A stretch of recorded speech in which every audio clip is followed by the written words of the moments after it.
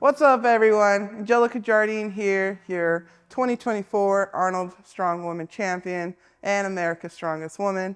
Trying something new today where I will be sharing my training sessions with you. In this training session, you're going to pretty much see me learning, and you can also learn with me. And today we're going to be doing some double overhand deadlifts because if you watch my UK, you know, I failed that tiebreaker because of my grip. So grip is going to be a big focus this upcoming off season. And after that, some deadlifts, and then my favorite, some stones. So go ahead and let's get to it. So my deadlift is going to be like 200 pounds if I'm doing, it's going to be crazy light. Okay. Yeah, absolutely. Yeah, so the double overhand, this isn't an exercise that is meant to stress your deadlift. It's an exercise that is intentionally designed to bring your grip to failure.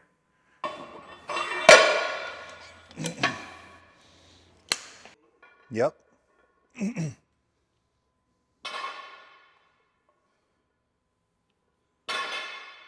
I think maybe 5. This will be working. Yeah, no, this will be working weight. Okay. Yeah, this will be working weight. If you're already feeling it in your left hand, I'm going to show you something technical though, real quick.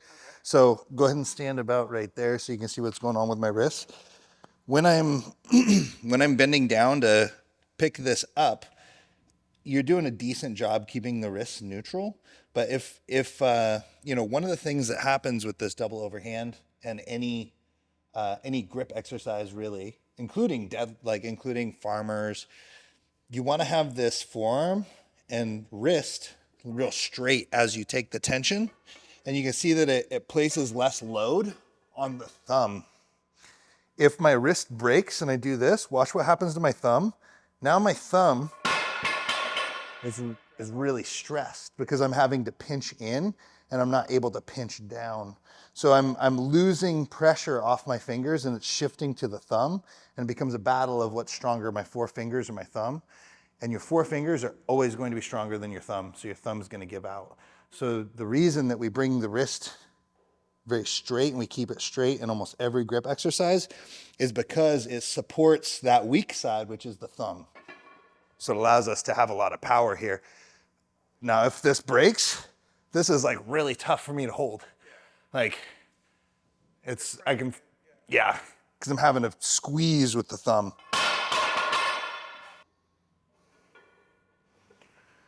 Nice. 2, nice. You got it now. 3.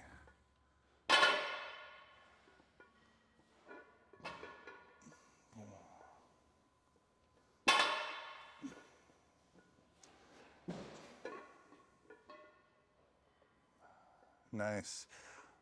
Intentionally flex that wrist. Intentionally flex your wrist just a little bit and keep some tension. Yep. Keep some tension in it as you lift. There you go. You feel a difference? Sorry? Big difference. Big difference. Yep.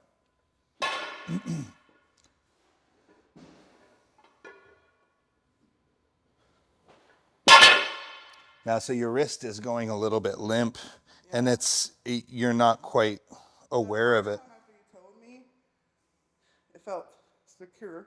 And then every time after, Yeah. I felt like I went back to The old technique, yeah. It's hard to be like lifting and paying attention to everything that's going on and then have like the one thing change up. What you can do to, transition more smoothly is over accentuate the movement. So when you grip double over on an axle, intentionally flex your wrist. Don't focus on flat and straight through the wrist. Focus on slightly flexed. And then when you take the load, your wrist will straighten out under tension. Because if we start right here and we take tension, the wrist will start to break a little bit. And then you don't have that straight line, and you're not able to support the thumb in a stronger position. Oh my goodness, it's humbling me. Yeah, well, this is what we came for. The off season is for working some weaknesses. Make sure you're centered. You're to your right a little bit. So you want to shift to your left just a tiny bit. Yes, very nice. There you go.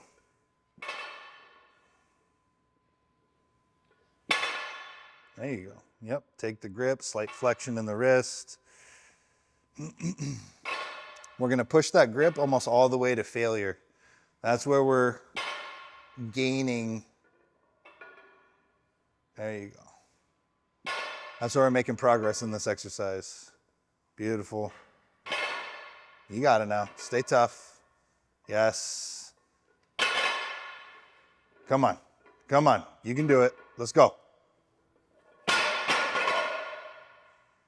That's good. There's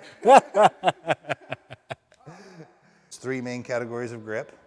You know, there's one. There's pinching, there's isometric, and then there's also crushing. So you can think of crushing as concentric, isometric is resistance to eccentric, and then pinching is really just like thumb strength. This is a combination of isometric and pinch because you can't close your hand around it. Anything that is open, like a 2 or greater inch axle, if you can't touch your hands, it is a pinch of some kind. And then since your hand is partially closed, it's also an isometric because you're resisting the opening. But sometimes I'm always critiquing myself on that. You got it now. Here we go. A little bit. Yep. Take the tension. Beautiful. Your wrists are very good on that one. Keep it going. Yes. Nice and smooth. That's okay.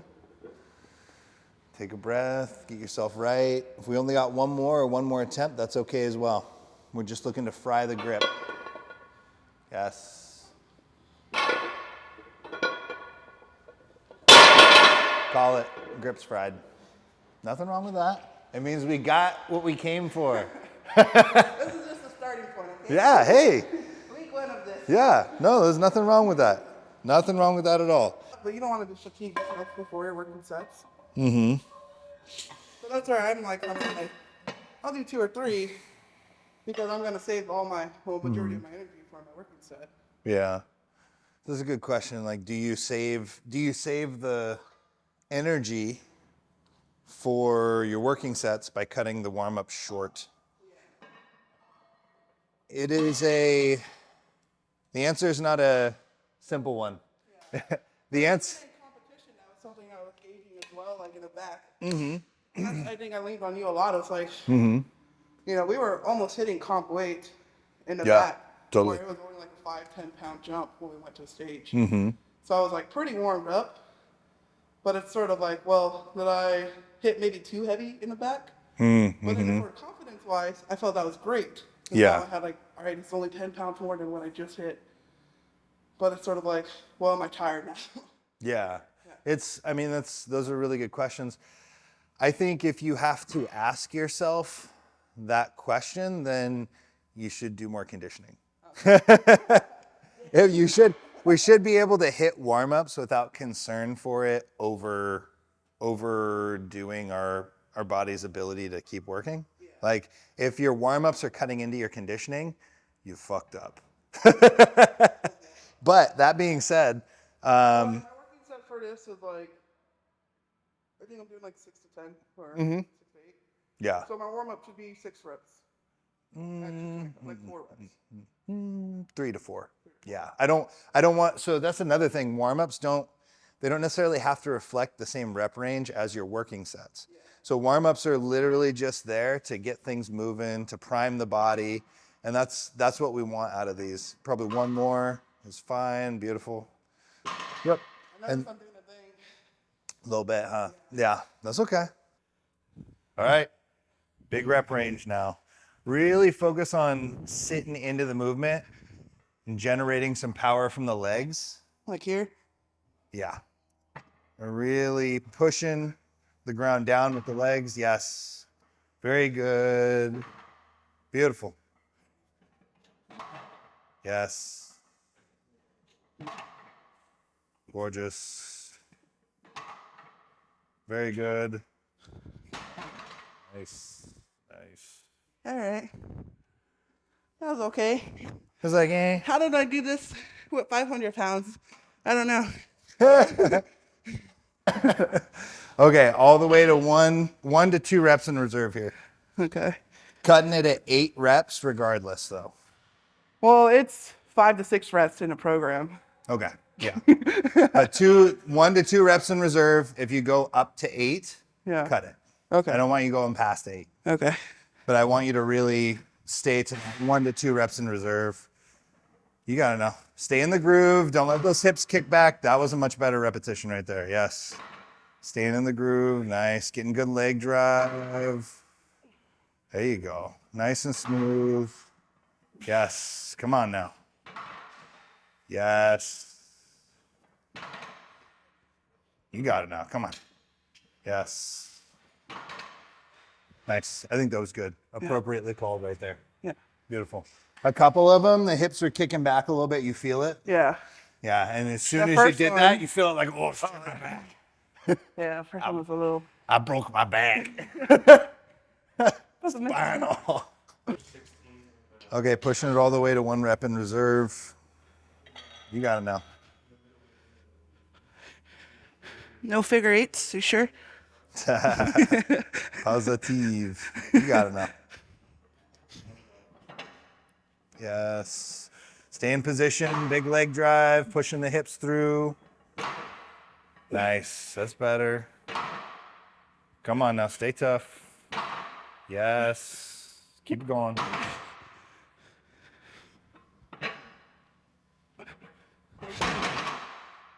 You'll get right there. I think you called that 1 rep early. What do you think? You think that was an 8? No, I probably could have did 2 more. Nah, you're okay. You're okay. Don't stress on it. It's the first week. I just that's the way I am. I always call it out if I see it. Yeah. I want your assessment. I mean, Would you call that like an 8 or a 9? I would call it an 8. I hate having to reset my hands because then I feel like I'm getting out of groove. And then in my head, I'm like, damn, I'm starting all over again. Yeah. What Yeah, rep it's one? harder. It's harder. It's flat out harder. Yeah. But- But like, if I could keep my hands on, I'm like, all right, I got the momentum. But then once it starts time to re-grip, it's like, now I have time to think like, all right, this shit's heavy. Yeah. Regardless, good set. A couple of those reps started to drift out, but then you fixed it right away. It was very good. And it's still giving us what we want, which is an assessment on your conditioning. Yeah. You know what I mean? Weight came up a little bit, but we're seeing a tapering of your ability to keep those reps high, Yeah. you know? But I which felt is- like these went a lot quicker than, I mean, they felt quicker than the last, maybe even the first set. I think they're quicker than the first set. I think that second set was gorgeous. Okay. Second set, like that first rep on the second set, the hips kicked back kind of hard. Yeah. But then after that, it was just like, Good. yes, the second set was very, very good. That set, I think that there was a slight, I think you were slightly compromised Yeah. coming into it just from fatigue. Could be a conditioning issue. Regardless, it's only week 1. Okay. You know what I mean? We're using this as a data collection device. Yeah. It's not, this isn't our make or break. This is Okay. like us just starting to have fun again. Yeah. You know, so, all right, so next up we're gonna get into some stones. The reason that we're doing stones later in the training session is because you're very good at stones. You're already very good at stones. And there's actually like 3 main reasons. Number 1 is gonna be that you have a high technical proficiency as an individual with stones. You're already very strong at it, so we don't have to put in our major focus. With the deadlift, we need a little bit more focus. So we do the deadlift first, then we're coming to the stones. That's reason number 1. Reason number 2 is that stones are just kind of messy. You know what I mean? If we do stones and then go to deadlift, we could get baby oil on the bars, or we're gonna slip, or you know, all this different stuff. So that's second major reason. And then, you know, it's just a great finisher. Like, we don't want to compromise that very first. We don't want to compromise that first movement, and stones will definitely compromise your deadlift. So that being said, we're getting into stones, and today we're going to be starting with the Gorilla Grip cloth. Not full-blown tacky, but just a little bit of sticky on the hands. Reason is we're going to be working on technical proficiency and speed. So we're going to be hitting a couple sets of 5 with the stone. Going to be trying to do it as swiftly as possible, and going to be working on the technical proficiency under pressure while we're doing that. So hoping that we can get 5 as fast as possible. We have 3 attempts at it, and we're going to see where your first, second, and third attempts fall. All right. Any questions for me? All right, athlete, take your position. Set, go. Nice and smooth. Big pop, chin up. Gorgeous. Straight to it. Straight to it. Working on quick transitions. Yes. Beautiful transition. Breath. Big pop. Much better. Again, same thing. Same thing. Let's go. Big pop. Yes. Same thing. Two more. Two more. Let's go. Nice and swift. Yes. This is what we're talking about. Let's go. Big pop. One more. One more. Straight to it. Quick as you can. You got it now. Breath, pop. Very well done. Very, very well done. There's only one rep from that set that was slower than your fastest from the last set. So every one of those reps beat all the other ones. Like that was way better. So again, focusing on just being swift. So you remember your last one, your fastest load was like 8.5. Yeah. This one, your slowest was 8.7. I did 5 in how many? 30 seconds. Yeah, so your last set was 52 seconds. This one was 36. So you shaved off like 15 seconds or whatever. Yeah. I'm also not breathing as much. Yeah. Yeah. This is where, if I can one motion it to save time, do you feel like that's going against your technical? It's tricky because there is a... How I one motion to see? Go ahead and hit a single. Hit a single on a one motion real quick. Doesn't count on the set. I just want to see how it looks. That's pretty good. It's pretty good. How did it feel? I mean, I know I shouldn't be going under it like this. This is a bad... Honestly, it's not as bad as you think. When we're doing a clean, essentially you're clean and pressing it, right? Yeah. If you can do it under control, it's not a bad thing. The issue is when people contact the bar and then start to grab with their palms supinated like this. And that's bad. That's bad. That's really bad. If you come under a stone like this, coming under a stone like this actually isn't much of an issue. Okay. Because you don't risk that bicep tear. Ooh, did you hear that? Yeah. Did you tear it? My biceps are popping. No, but when you supinate, you can have the risk for that bicep tear. But as our palm is a little bit more underneath, we can actually support it and then press it up and over. So bad, reasonable. Okay. Yeah, so honestly, the way that you were doing it was perfectly fine. I do think today, let's keep it with the sequential like lap and then a load. Okay. The reason is we want to have good carryover to heavier sessions. Okay. Right now, we're just building a baseline for conditioning. We're also building a baseline for this, like the workload that you can handle in the set. So in future workouts, we're gonna be doing 200, 230, where I won't be able to one motion it like this. Correct, yeah. And so we can take time to develop your one motion, but right now I'm more concerned with developing swiftly through the lap and load. Okay. All right, athlete, take your position. Set, go. Two motion, let's go, come on. Nice, there's two. Good pace. Much better pace, keep it going just like that. Controlled movement, you got it now. Yes, one more.